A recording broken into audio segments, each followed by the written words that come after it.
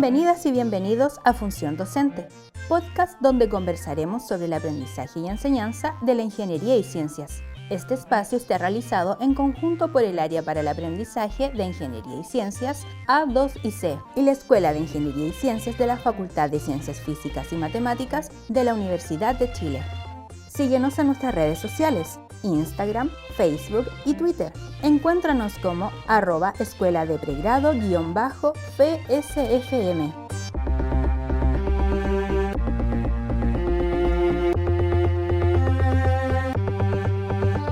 En las instituciones de educación superior se habla mucho sobre innovación docente y sus beneficios. Particularmente son los centros de apoyo a la enseñanza y aprendizaje quienes empujan a su comunidad a innovar en las formas de entregar la docencia. Pero ¿qué es la innovación docente? ¿Por qué hacerla y cómo llevarla a cabo? Sin duda este tema no se trata de innovar por innovar. Entonces, ¿de qué se trata? La perspectiva que proponemos en estos capítulos es la de mostrar experiencias de cambio en la forma de dictar cursos que vienen de reflexiones profundas sobre el quehacer docente. Con la docencia remota aparecen reflexiones sobre el equilibrio entre lo sincrónico y asincrónico, que antes llamábamos lo presencial y lo autónomo. La clase invertida es una de las metodologías que empuja a esta reflexión, entregando elementos de contenido en el tiempo autónomo, transformando el momento sincrónico en experiencias activas. Lo clásico a la fecha es entregar el contenido en formato de videos, pero ¿qué pasa si usamos nuevos formatos? A continuación, revisaremos un caso innovador al respecto. Hoy nos acompaña Mariana Bruning González, ingeniera civil química y magíster en ingeniería química, estudiante de doctorado en ecología y evolución y profesora de pregrado, además de docente de algunos programas postítulo de nuestra facultad. Socia también de la empresa Cyclo, que es una consultora de sustentabilidad. Bienvenida Mariana y muchas gracias por venir y aceptar la invitación a este podcast. Así que parto con darte la palabra para ver si quieres complementar un poco la presentación formal, ¿no?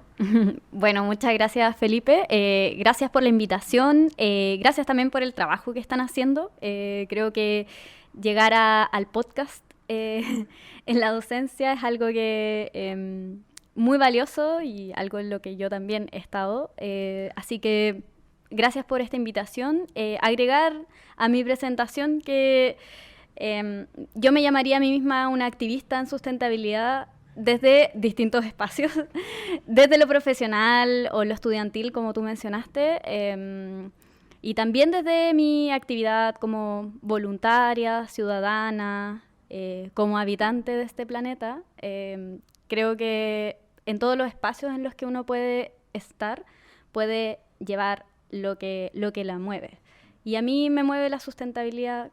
A otras personas les moverá la tecnología, la docencia también, entonces lo mío es la sustentabilidad. Vale, súper. Podemos decir que entonces la docencia de la sustentabilidad quizás es otra herramienta más para cultivar esta pasión, esta convicción, ¿no? Absolutamente. Fantástico, maravilloso. Bueno, la idea hoy día es conversar un poco de lo que ha sido tu curso y de las innovaciones docentes que ha experimentado, digamos, en el último tiempo y en particular en este periodo de aprendizaje remoto de los últimos semestres. Entonces, para partir, si nos puedes contar un poco cómo se llama el curso, cómo partió, cuándo, ¿cierto? Algunos detalles para ir adentrándonos y adentrar a nuestra audiencia a de qué se trata tu curso. Buenísimo. Bueno, el curso se llama Introducción a la Sustentabilidad en Ingeniería. Es un curso que comenzó por ahí por el 2014. En esos tiempos yo todavía era estudiante. Nace desde iniciativas estudiantiles como gran parte de los movimientos ambientales o de sustentabilidad desde la juventud. En esos tiempos yo formaba parte de un grupo voluntario Perfecto. de estudiantes que se llamaba OICOS, Uh-huh. que fue promotor de un montón de iniciativas ambientales acá en la facultad, incluyendo algo que terminó en la oficina de sustentabilidad, los proyectos de reciclaje, de identificación de especies arbóreas en la facultad. Bueno, yo fui parte de ese grupo y desde ahí nació el crear un minor de sustentabilidad. Estábamos notando muchas personas de todos los espacios de la academia, estudiantes, académicos, académicas, la falta de formación en sustentabilidad en la facultad, y en todas partes en realidad, pero para nosotros era un tema no estar viéndolo en la facultad, conociendo la incidencia que podemos tener como ingenieras, ingenieros, científicas, científicos, en las personas, en la comunidad, en el planeta, en los ecosistemas. Entonces, desde esa motivación nace el minor en sustentabilidad y para ese entonces nació la oportunidad de crear un curso introductorio en sustentabilidad. En esos tiempos se hablaba de sustentabilidad y de medio ambiente, pero muy liviano. El general de las personas no tenía ni una noción de qué podría ser sustentabilidad. No se hablaba, no se conocía como hoy. Diría que para esos años el botar basura era como lo bueno, lo positivo. O sea, qué bueno que estás botando la basura en el basurero, y no en la calle. Esa era como claro, la realidad de esos tiempos. Recién naciendo como la idea del reciclaje o reutilizar, estaba como muy incipiente. Exacto, sí. O sea, lo más ecológico era hacer un ecoladrillo, claro, que hoy podríamos cuestionarlo bastante. Esa era la noción que existía en esos años. Entonces, desde ahí nace esta necesidad de crear un curso introductorio en sustentabilidad. Y junto con otro profesor de la facultad, Felipe Díaz, yo lo invité, yo siendo estudiante, a que él tratara de formar este curso introductorio en sustentabilidad. Y él me dijo, ya, ok, Mari, yo lo voy a hacer, pero tú ayúdame. Como tú hazlo conmigo. Desde ahí empezamos a crear el curso. Estuvimos un semestre trabajando potentemente en la creación, la creación del programa, qué contenidos íbamos a ver. Y ya a mediados de 2014 empezamos a impartir el curso. Desde ahí en adelante lo hemos seguido dando. En 2017 Felipe me dejó el curso en mis manos y en ese entonces ya seguí siendo yo profesora de cátedra. Perfecto. Mi último año seguía siendo estudiante, pero estaba terminando el pregrado y el magíster. Y después ya siendo profesional, por supuesto que continué en este espacio que habíamos creado. Perfecto, se entiende. Y a ver una cosa, porque como en el contexto como un poco histórico del curso, quizás, y por ser un tema que era incipiente en aquella época, no sé si fue parte de sus reflexiones que la metodología docente fuese un poco distinta a lo más tradicional no solamente en nuestra facultad, en general en todas las universidades, como que hay una tendencia bien fuerte a las cátedras, ¿cierto? A poner, qué sé yo, a veces algunos estudios de caso, etcétera, pero es como una práctica bien común y quizás hubo una reflexión en ese entonces, quizás nos puedes contar un poco de alguna metodología o alguna forma de enfrentar esta enseñanza que se alejaba un poco de ese paradigma más tradicional. ¿Fue así? Absolutamente, desde el principio. Nació siendo bien particular o novedosa nuestra forma de hacer docencia en sustentabilidad, porque nos parecía importante, diciéndolo muy metafóricamente, dejar las semillitas, claro, más que pasar un libro de sustentabilidad. Correcto. Es plantar eso que necesita este mundo para volverse más sustentable, ecológico, ambiental o como queramos llamarle. Y para eso se necesitan espacios reflexivos que requieren de cuestionarse, de conversar con otros, de trabajar en grupo. Y eso, en general, claro, lo dan espacios de trabajo como en la auxiliar, en esta cátedra tradicional, en este curso tradicional. Por lo tanto, nosotros partimos siendo un curso que no tenía esa estructura tan típica. Era un curso muy reflexivo. Vale. Y lo sigue siendo. Súper. Entonces, a ver si empezamos como a extraer algunos elementos, ¿no? Ajá. Habían un elemento de reflexión, sí. Me puedo imaginar así como mesas redondas de conversación, algo de ese estilo. Exacto, sí. Vale. Habían componentes también de trabajo en equipo, ¿sí? Que eran grupos de trabajo que hacían alguna tarea designada como actividades, tareas y proyectos. Vale, muy bien, perfecto. Esa, sobre todo lo segundo, debe haber sido afectado cuando el 2020 tuvimos que pasar forzosamente al aprendizaje remoto ¿cómo se llama? Sin mucha preparación, ¿no? Entonces cuéntanos un poco qué pasó con esas cosas, cómo se adaptó el curso a esa realidad. Fue súper complejo, fue difícil, como me imagino, para todos los cursos.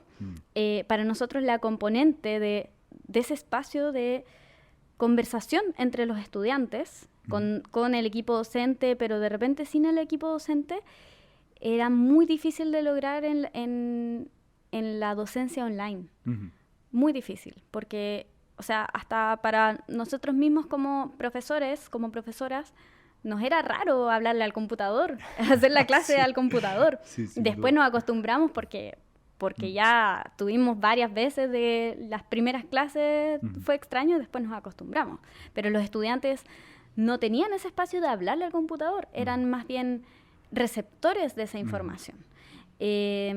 Así que tuvimos que adaptar muchas cosas del curso, principalmente unas actividades que teníamos tipo focus group, o análisis de casos. Perfecto, sí. Que era muy, lo que dices tú, juntar a los estudiantes en mesas redondas a discutir un caso, y que de hecho nosotras evaluamos esa discusión entre ellos. Eso no era posible lograrlo en la versión online. Tuvimos que cambiar la evaluación. Generamos estos espacios de discusión a los que de repente había que empujar mucho a que los estudiantes conversaran entre ellos. Claro, también, sí. Pero eliminamos desde ese espacio la evaluación. O sea, no te voy a evaluar porque te cueste hablar al computador, especialmente en ese primer semestre donde muchos no tenían ni siquiera un espacio donde trabajar, muchos no tenían ni internet ni computador. De hecho, mi primera clase, las primeras clases, una estudiante no tenía internet y yo la llamaba por teléfono para que escuchara. Oh, qué fuerte. Sí. Fue muy heavy ese primer semestre y al menos en la facultad creo que se solucionó bastante rápido. Como muy positivo tener este espacio y estas facilidades. Quizás en otras facultades, en otras universidades no tuvieron esas facilidades, pero sí tuvimos que adaptarnos mucho a la vida online. Y aquí viene como la parte innovación como fuerte que tuvimos. Porque me imagino que después, pienso que fue, bueno, no pienso, sé que fue así porque a nuestra área se acercaron varios profesores y profesoras en ese periodo, ¿no? Que desde la primera adaptación, que era como de supervivencia, ¿no? Sí. Aparecen ideas interesantes de cómo hacer mejor aquellas cosas que al principio se adaptaron más complejamente. Así que, sí, por favor, cuéntanos, ¿cómo fue eso? Eso fue un momento de inspiración entre mí y también las personas que formaban parte del equipo docente. Claro. La verdad es que ni siquiera recuerdo a quién se le ocurrió la primera idea, pero agarramos entre todas. Lo que pasó es que en la pandemia, que me imagino que a ti también te pasó y a muchas personas, los podcasts empezaron a tener un espacio mucho más fuerte. O sea, yo de repente almorzaba escuchando podcast o cocinaba escuchando podcast. Me identifico. Sí, pues estábamos todos en esas porque de repente el querer alejarse de la pantalla, pero quizás no tiene mucha compañía y se empezó a generar ese espacio que antes no existía quizás o era mucho menor. Y en esa idea del podcast, oye, esto está interesante para esta vida pandémica, dijimos, bueno, hagamos un podcast del curso. Y pasamos a hacer esta docencia online, remota, a versión podcast. El podcast por la sustentabilidad o por la sustentabilidad podcast que pueden encontrar en Spotify y SoundCloud. Muy bien, vamos a dejar los links ahí entre medio de este podcast también. Súper. Sí, pues yo estoy de acuerdo contigo, me siento muy identificado y también con otras gentes conversando, no solamente de la facultad, sí, los podcasts nacieron como que tomaron una fuerza, lo que a mí me llama mucho la atención de lo que ha sido tu curso, que por supuesto que lo conozco bien porque ha estado cercano al área en este tiempo, es cómo es el podcast, que es una cosa que por lo menos no sé, por lo menos en mi cabeza, ¿cierto? Tiene que ver con un espacio como más lúdico, más de descanso, como escuchar un podcast de humor, ¿sí? Cómo esto se conecta con la docencia, con el aprendizaje. Esa reflexión me parece súper interesante, porque aparte sé que a tu curso le ha ido bien, tus estudiantes han considerado que es una buena estrategia, entonces eso si nos puedes contar un poco más cómo se va urdiendo en el programa del curso, en los objetivos de aprendizaje, qué sé yo, nos puedes comentar. Sí, mira, lo que nosotros hicimos, los pasos para crear estos capítulos fue mirar las clases con contenido explícito, claro. Transcribirlas porque ya estaban grabadas, ya habíamos tenido un primer semestre online y empezamos a preparar un guión. Desde ahí aparecen muchas cosas que uno puede pulir, que puede sacar porque ya están dichas o porque podemos pensar una mejor manera de decirlas. Y también se agregan cosas un poquito más lúdicas. O sea, ejemplo, la definición de economía circular. Decirla explícitamente como entre comillas y que la lea otra voz. Eso perfecto. Ya genera como un cambio cuando uno está escuchando esa clase que puede sonar muy monótona si soy yo solo hablando. Y en realidad lo que hicimos es que grabamos las personas del equipo docente, las auxiliares y yo, cada una grababa una parte, entonces iba habiendo un cambio, no era tan monótona. Claro.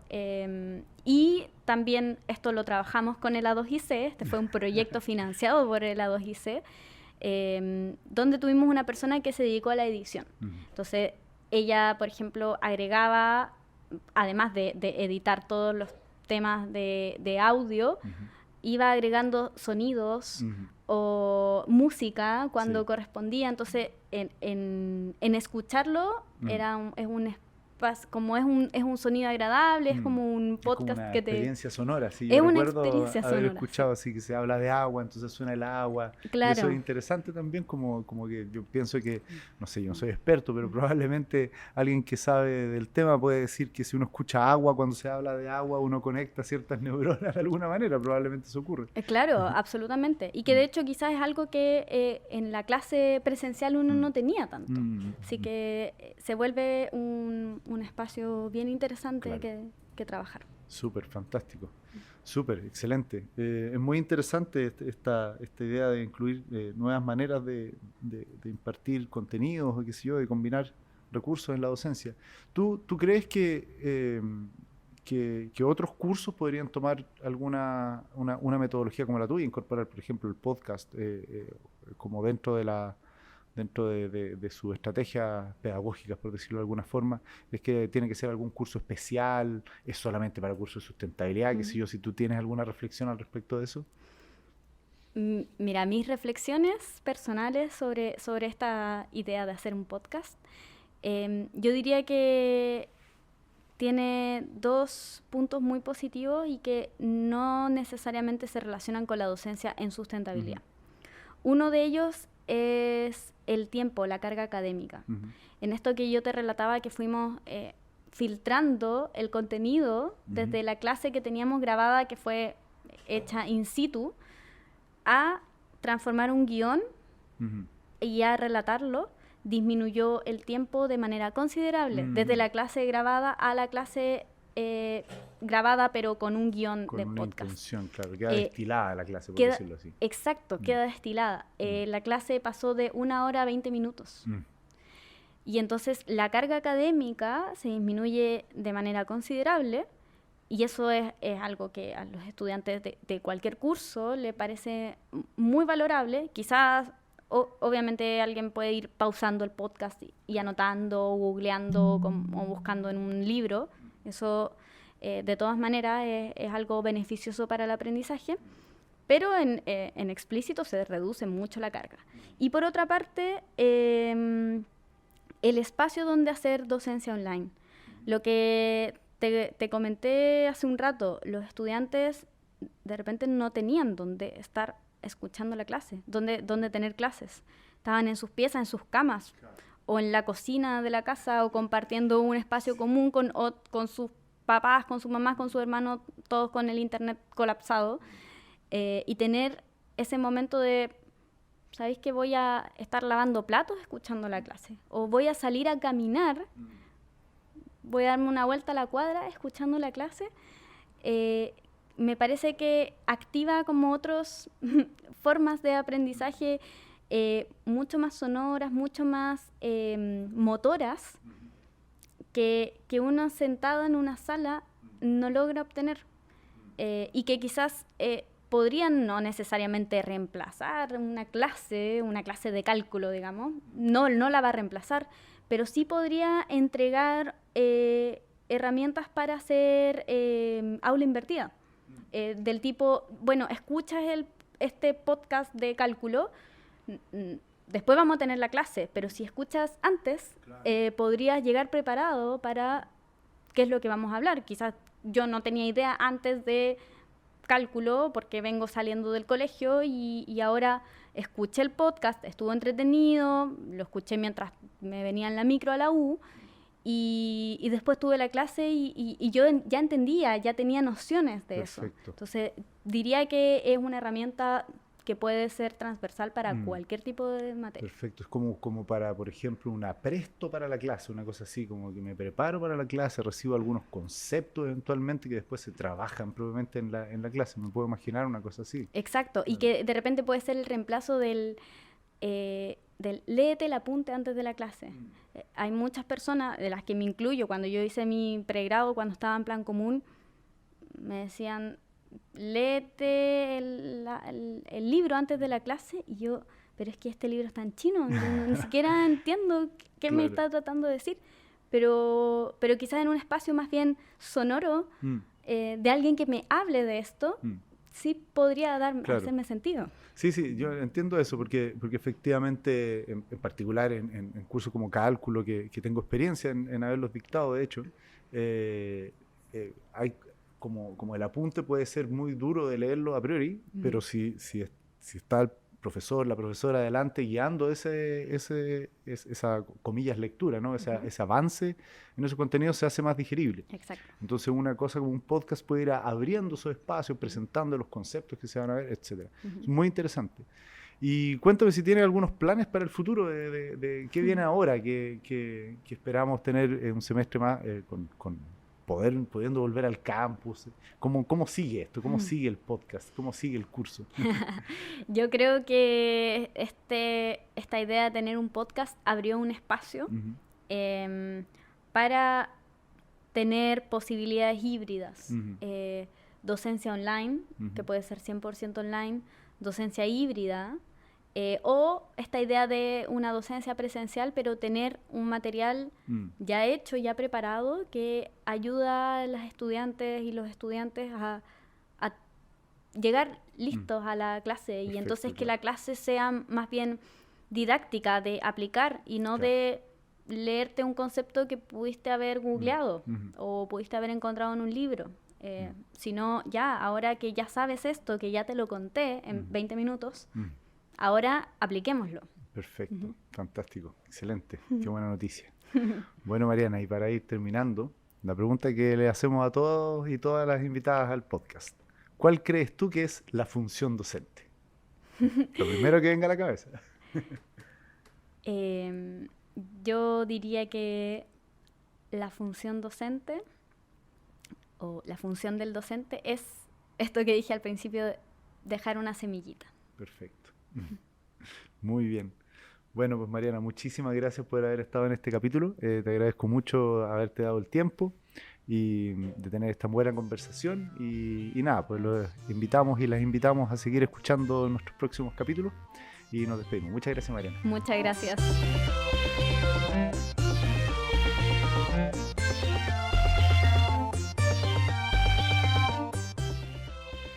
Escuchaste Función Docente, podcast del Área para el Aprendizaje de Ingeniería y Ciencias A2C y la Escuela de Ingeniería y Ciencias de la Facultad de Ciencias Físicas y Matemáticas de la Universidad de Chile. Recuerda seguirnos en nuestras redes sociales, Instagram, Facebook y Twitter. Encuéntranos como @escuela de pregrado_FSFM. Escúchanos en Spotify y iVoox. Encuéntranos como Función Docente. Las opiniones vertidas en este programa no representan necesariamente el pensamiento de la Escuela de Ingeniería y Ciencias de la Facultad de Ciencias Físicas y Matemáticas de la Universidad de Chile.